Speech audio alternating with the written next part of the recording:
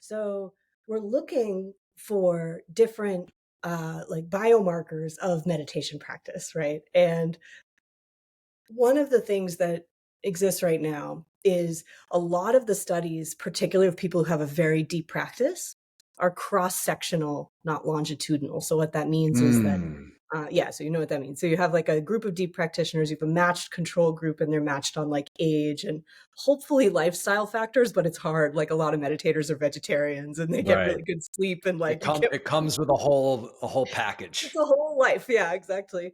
But you do the best you can. And then you sort of look across the groups. But the issue with that is, if you go back to the beginning and someone just sits a 10-day retreat and they have a great time and they decide to keep going versus someone goes and sits a 10-day retreat and they leave on day 2 and they never come back, those brains could be different to start out with. So with cross-sectional stuff, I just want to put this in as a caveat up front, is we don't know if all the way at the beginning, the brains were already different, or if we're seeing differences that happen because of meditation. So that's like a big frontier, is more longitudinal studies where we take a group of people, split them in half and get half to meditate and leave half alone. But a lot of the interesting things that happen in meditating brains happen after a couple of years. So Right. it's going to be a long, long study, right? So, okay, that aside, what we do see that's very interesting is there's a part of the brain, it's a network of areas called the default mode network. Have you heard of this? Yes. Cool. Okay, so the default mode network is sometimes called like the operating system for a self, right? And it's named the default mode network because when you don't give people anything to do, they default to activating this network. And it comes online when you're reflecting on the past or projecting into the future. And interestingly, the default mode network is not very well connected with the rest of the brain. So it's kind of like in a room by itself, talking to itself.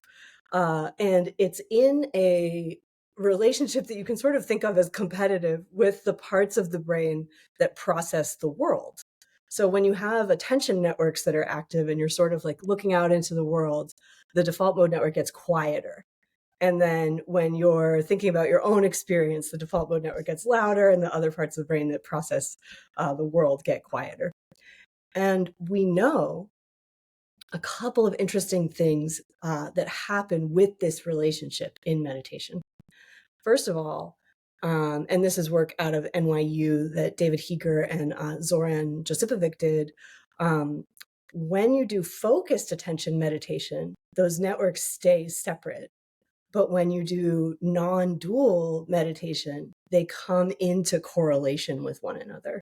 And then when you've been meditating for a long time, and this is something that my thesis work showed, the ratio of activity in the default mode network and attention networks is the difference is bigger all the time in meditators than it is in non-meditators.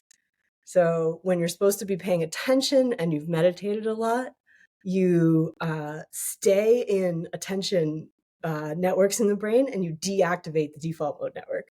Whereas if you haven't meditated a lot, the non-meditators are doing this. They're sort of trying to pay attention, but they're getting interrupted by the default mode network all the time. And so it brings that ratio closer together.